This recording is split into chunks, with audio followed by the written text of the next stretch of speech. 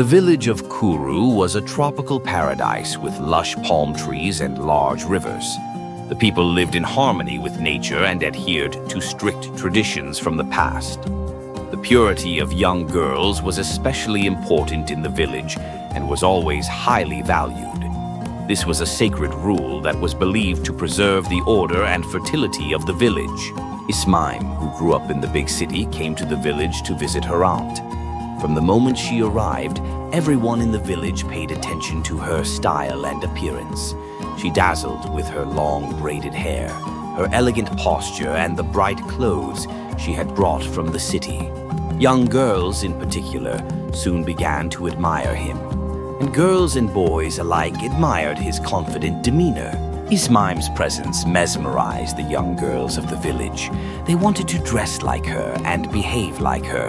Although there were small changes at first, over time, deviations from tradition began. A new order of secret meetings, gifts, and lustful looks began to envelop the village, and the old order began to break down.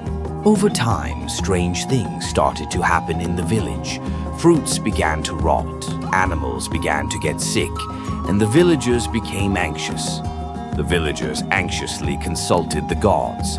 The village's great oracle said that the curse was caused by the breakdown of sacred rules. Traditions had been forgotten and holiness had been lost. According to the oracle, 2 pure virgins had to carry a sacrifice to the holy altar to rid the village of the curse. Trusting in their traditions, the villagers put all the young girls to the test, but no girl could lift the sacred item. A great silence fell. Rumors began to circulate that it was Ismime's fault that the village was in such a state. The fact that these events happened after her arrival and the oracle's rumor forced the villagers to think so. After the villagers accused Ismime, he had to face the gods by being sent to the sacred test in the forest.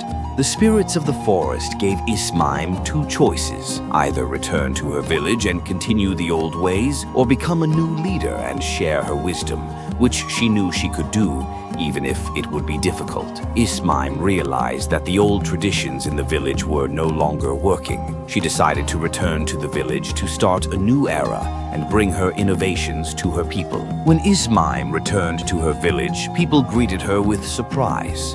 But she was different now.